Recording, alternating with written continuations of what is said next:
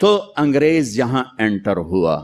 کب انٹر ہوا؟ جب ہم زوال کا شکار تھے. اب آپ حیران ہوں گے، جب صرف 2 لاکھ کے ساتھ، کبھی 2 لاکھ سے زیادہ گورا اس ملک میں نہیں رہا، اور 20 کروڑ انسانوں پر حکومت کی. کس لیے کی؟ کہ وہ آپس میں لڑ لڑ کے مر رہے تھے، آپس میں لڑ لڑ کے فنا ہو رہے تھے، اور اجتماعی سوچ ختم ہو گئی تھی، اجتماعیت ختم ہو گئی تھی. تو 1757 میں سراج الدولہ کو شکست ہوئی، اور وہ اس کا حقدار تھا کہ اسے شکست ہوتی. سازش میں چھوٹا سا بہانہ ہے، سازش ہوئی، میر جعفر مل گیا، لیکن میر جعفر کا ملنا شکست کا سبب نہیں ہے، سبب نااہلی ہے.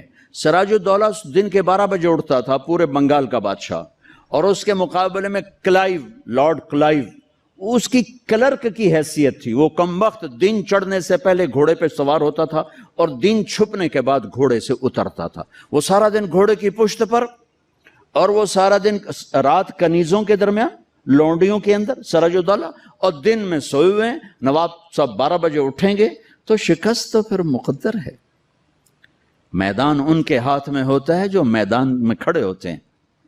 راگ و رنگ، ناچ گانا، موسیقی، یہ زوال کی نشانیاں ہیں. جو قومیں تباہ ہوتی ہیں وہ سارنگی کی سر پہ تباہ ہوتی ہیں. جو قومیں سر اٹھاتی ہیں وہ تلوار کی جھنکار پہ سر اٹھاتی ہیں، وہ تیر کی سنسناہٹ پہ سر اٹھاتی ہیں. میری ساری نسل گانے بجانے میں ڈوب چکی ہے، اور میرے دانشور اس کو تہذیب اور ثقافت کا نام دینے کے لیے سارے زور لگا رہے ہیں. ارے مجھے چھوڑ دو، میری بات دیوار پہ مار دو. پاگلو، اپنے شاعر کو پڑھ لو جس کو تم سارے مانتے ہو. تجھ کو بتاتا ہوں کہ تقدیر امم کیا ہے، شمشیر و ثنا اول، طاؤس و رباب آخر. جب قومیں اٹھتی ہیں تو ان کے نغمے تلوار کی جھنکار ہوتی، گھوڑوں کی ہن ہناہٹ ہوتی ہے. ولادیات ذبحان، قربان جو میرا اللہ گھوڑوں کے ہن ہنانے کی قسم اٹھا رہا. ہائے ہائے ہائے ہائے. ولادیات ذبحان فالموریات قدحا فالمغیرات صبحا فاثرن به نقعا ووسطن به جمعا. تیمور نے دنیا فتح کی، کبھی محل میں زندگی نہیں گزاری، خیموں میں کم وقت سوتا رہا، ساری زندگی خیموں میں سویا. چنگیز خان دنیا کا سب سے بڑا فاتح ہے، ساری زندگی خیمے میں سویا، کبھی محل میں نہیں سویا. اس کی اولادوں نے سونے چاندی کے گھر کھڑے کر دیے، وہ موت تک خیمے میں سویا. کہ آؤ میں تمہیں بتاؤں کہ قوموں کی تقدیر کیا ہے. بلندی کب آتی ہے؟ زوال کب آتا ہے؟ جب شمشیر ہوتی ہے، تیر و تلوار کے نغمے ہوتے ہیں تو یہ اوپر اٹھتے ہیں، اور جب تان سین ہوتے ہیں اور طبلے کی تھاپ ہوتی ہے اور سارنگی کی سر ہوتی ہے اور گانے والی کیا آواز ہوتی ہے، تو پھر وہ قومیں سو جاتی ہیں، ڈوب جاتی ہیں، ہلاک ہو جاتی ہیں، تباہ ہو جاتی ہیں. تم شریعت کو بیچ سے نکال دو، تاریخ کو بیچ میں لاؤ کہ قوموں نے عروج کیسے پکڑا، زوال کیسے آیا. سارے حکمران ڈوبے ہوئے تھے سارنگیوں میں، کنیزوں میں، تو اللہ نے انگریز بھیجا، جاؤ ان سب کو جوتے مارو اور ان کو تخت سے کان سے پکڑ کے اتار دو. آخری میں ٹیپو سلطان تھے، لیکن جب کوئی قوم ڈوبتی ہے تو ایک فرد مشکل سے ہی کسی کنارے لگا سکتا، لہذا وہ اپنی جان کی قربانی دے گئے. 1799 4 مئی 1799 دریائے توی وہاں بہتا ہے، اس میں اپریل کے اینڈ میں سیلاب شروع ہو جاتے ہیں اور فوجیں رک جاتی ہیں. لیکن میرے اللہ کو مسلمانوں کا اقتدار ختم کرنا تھا، تو اس سال موجیں نہیں آئیں، سیلاب ہی نہیں آیا، دریا خشک پڑا تھا. اور انگریز کی مدد کرنے والے کون؟ نظام الدین، حیدرآباد کے مسلمان حکمران. مرہٹے تو چلو ہندو تھے. جب ضمیر سوتا ہے، جب حکومتیں کیوں چھینی؟ کہ ٹیپو جیسے شاہ سوار کے لیے، شیر نر کے لیے نظام الدین کی فوج آ رہی، مسلمان فوج آ رہی اس کے لیے، تو انہیں ڈوبنا چاہیے، انہیں مرنا چاہیے، انہیں غلامی کا طوق پہننا ہوگا۔ میرے رب کا نظام ہے، میرے رب کا قانون ہے کہ یہاں نااہل کو نہیں بٹھایا جا سکتا، اہلی آتے ہیں تو نظام چلتا ہے۔ وہاں میر صادق جڑ گیا، ادھر میر جعفر جڑ گیا۔ این جب وہ اگر یہ نہ بھی ہوتا نا تو بھی ہو ہی جانا تھا۔ میر صادق نے کہا بھائی وہ تنخواہ لے لو، فوج انگریز نے حملہ کیا، وہ کہتا آؤ بھائی تنخواہ لے لو، سارے تنخواہ لے لو۔ وہ پتہ نہیں کیسے کرائے کے فوجی تھے، وہ تنخواہ لینے کے لیے دوڑ گئے۔ ٹیپو کھانا کھا رہے تھے، نوالا ہاتھ میں تھا کہ شور پڑا کہ جی قلعے کی دیوار ٹوٹ گئی، فوجیں داخل ہو گئیں، کھایا نے بھی چھوڑ دیا۔ شیر کی ایک دن کی زندگی گیدڑ کی 100 سال کی زندگی سے بہتر ہے۔ انہیں پتا تھا اب کوئی راستہ نہیں ہے، اپنی جان کا نذرانہ دیا تو جنرل ہیرس نے کہا آج ہندوستان ہمارا ہے۔ پھر دلی بھی آ گئے، شاہ عالم ثانی کے زمانے میں دہلی میں انگریز داخل ہو گئے، اور پھر بہادر شاہ ظفر جو 1857 کی جنگ آزادی، وہ ایک ایسے جیسے یہ ہمارا جلوس نہیں ہوتا، جلوس، ان جلوسوں نے کبھی کچھ کیا؟ جلوسوں سے خوش نہیں ہوتا، سوائے کہ 2-4 گڈیاں ساڑے ہو، 2-4 سائن بورڈ بن دے ہو تو جاندے گراہ گیران دے بوجب لٹ لو۔ تو وہ ایک جلوس تھا، نہ کوئی نظم تھا، نہ کوئی ترتیب تھی۔ اور ظلم کا جواب ظلم نہیں ہوتا ہے۔ جب انہوں نے دلی پہ قبضہ کیا تو انگریز عورتیں تھیں وہاں، 70 انگریز عورتیں تھیں اور 30-40 بچے تھے، انہوں نے سب کو ذبح کر دیا۔ ان کے ساتھ اللہ ہوگا جو عورتوں کو ذبح کر دیں، جو بچوں کو ذبح کر دیں۔ میرا دین ظلم کی اجازت نہیں دیتا۔ حضرت علی اور یہودی آپس میں جنگ ہو رہی، خیبر قمواس کا قلعہ، ابھی بھی اس کی دیواریں کھڑی ہیں۔ میں پچھلے سال گیا تھا وہاں، اس کو دیکھا تھا جا کر، جہاں سے حضرت علی چڑھے، دروازہ توڑا سر، تو اس پر وار کرنے لگے، اس نے منہ پہ تھوک دیا، تلوار پیچھے کر لی، کہ چلو دوبارہ۔ کہنے لگے ہیں دوبارہ کیوں؟ مجھے قتل کیوں نہیں کیا؟ تو میرے اوپر چھا گیا تھا، کہ پہلے تو میں اللہ کے لیے قتل کر رہا تھا، جب تو نے میرے منہ پہ تھوکا تو مجھے غصہ آ گیا، مجھے ڈر لگا کہ تمہارا قتل میرے غصے کی وجہ سے کہیں نہ ہو، اللہ نہ ناراض ہو جائے، میں تمہیں اللہ کے لیے قتل کر رہا ہوں۔ انہوں نے کہا میاں مجھے کلمہ پڑھا دے، مجھے نہیں لڑنا۔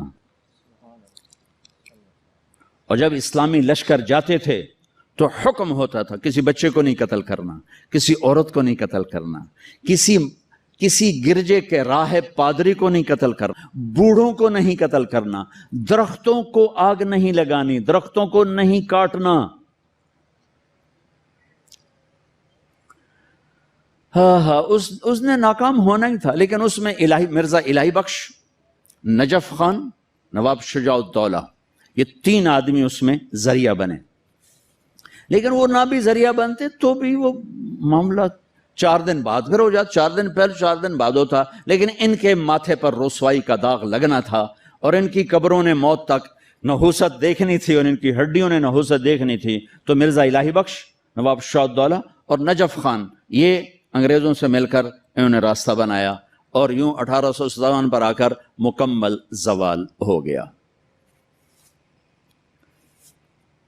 اور پنجاب میں رنجیت سنگھ آ گیا، ایک گجرانوالے کا تھا، ڈاکو سے بادشاہ بن گیا، لیکن کم وقت اتنا کامیاب حکمران نکلا کہ انگریز آنکھ نہیں اٹھا سکے جب تک رنجیت سنگھ زندہ رہا۔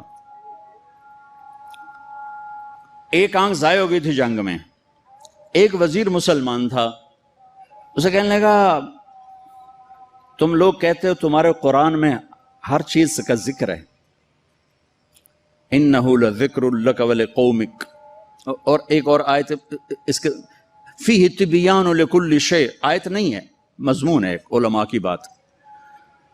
انہوں نے کہا جی، وہ کہنے لگا میرا نام کہاں ہے، میرا نام قرآن میں کہاں ہے؟ وہ کہنے لگا تھوڑا نام کیوں ہو سکتا قرآن اس کہ پھر توڑے علماء کیوں آندن قرآن ہر شے. وہ چپ ہو گیا. شام کو اپنی محفل میں اس نے بات کی تو وزیر کا مراسی بیٹھا تھا. انہوں نے کہا حضور تسی مینوں لے جاؤ میں جواب دے ساں. اس جگہ اتنے علماء بول نہیں سکے تو کتوں جواب دینا, تو میں لے تے جا تو ویکھی میں کیویں جواب دینا. اگلے دن وہ آ گیا کہنے لگا حضور وہ کل بات بیچ میں رہ گئی تھی, یہ بات تو ساڈا مراسی تو جواب دے. عالم دی لوڑ ہی کوئی نہیں. اس کہ اچھا اوئے میرا نام ہے قرآن کہ جی ایک واری دساں 10 واری دساں. اس کہ ایک واری دس دے مینوں سہ. اچھا وہ ایک آنکھ نہیں تھی, کانا تھا کانا. تو اس نے کہا ساڈا قرآن 100 واری آندا کان من الکافرین کان من الکافرین. ایک کافر ہونا ہے تے کانا ہونا ہے تے تو ہی ہوتا ہے اور کیڑا ہے.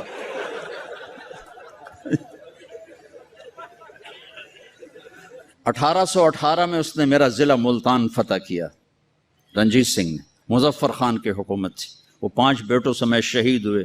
وہ خود بڑے عالی حکمران تھے لیکن نہ عوام میں جان تھی نہ فوج میں جان تھی, صلاحیتیں ختم ہو چکی تھی. شہید ہو کے 5 بچوں سمیت شہید ہو کے. پھر اس کمبخت نے وہاں میرے علاقے میں 3 بازار حسن قائم کیے. ایک ملتان میں بنایا طوائفوں کا اڈا, ایک کیروڑ پکا میں بنایا, اور ایک میرے تلمبے شہر میں آیا. اور وہاں اس نے کوئی 1 مہینہ قیام کیا, چونکہ بہت خوبصورت جگہ تھی, دریائے راوی اس کو ہٹ کرتا ہوا گزرتا تھا, اور کھجوروں کے باغ تھے بڑے زبردست. ایک بازار حسن اس نے وہاں بنایا. پچھلے کوئی 8 سال سے میں نے وہاں جانا شروع کیا, ملنا شروع کیا. وہ بازار حسن اب ختم ہو چکا ہے. چند بچیاں رہ گئی ہیں جو مجھے پیغام دیتی ہیں ساڑی شادی کرا دیو, اسی توبہ کرنی ہے. ختم ہو گئی. کوئی فتوے نہیں دیے, ان کو محبت, ان کو بیٹیاں کہا, ان کے سر پہ ہاتھ رکھے. ابھی بھی 2 کو میں نے بھیجا ہوا ہے عمرے کے لیے اپنے اسی بازار حسن سے. انہوں نے مجھے وہاں سے فون کر کے رو رو کے ان کا برا حال, وہ مجھے دعائیں دے رہی کہ ایسا تو کدی رب دا نا ہی نہ سنیا, تو سانو رب دا گھر بھی کھا چھڑے.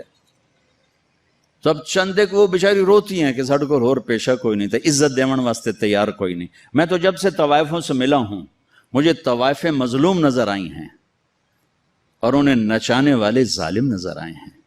ان کے جسموں سے کھیلنے والے درندے ہیں, انہیں گھنگرو پہنا کے نچانے والے بھیڑی اور درندہ نما انسان ہیں. وہ تو مظلومیت کی ایک عجیب داستان ہے. کون عورت ہے جو روزانہ کسی کے لیے تیار ہو؟ کس عورت کی فطرت ہے کہ وہ ہزاروں ہوسناک نظروں کے سامنے ناچے اور گھنگرو باندھے؟ وہ سٹیج پر ان کا گھنگرو چھنکتا ہے اور تنہائی میں ان کی آنکھیں چھلکتی. لیکن میرے دیس کے مالداروں کا ظلم ہے کہ وہ انہیں نچانے کے لیے تو تیار ہیں, انہیں چادر پہنانے کے لیے تیار نہیں ہیں. میں زمینداروں کا بیٹا ہوں, میں نے سب اپنی آنکھوں سے دیکھا. ہاں, مالداروں کی ہوس کا نشانہ بننے والی طوائف ہو گئی, اور مالدار چودھری صاحب بھی رہا, کوئی دامن پہ داغ ہی نہیں. میاں صاحب کا میاں صاحب رہا, شیخ صاحب کا شیخ صاحب رہا, افسر کا افسر رہا, اور اس کے ماتھے پہ طوائف کا داغ لگا جو موت بھی نہ دھو سکی.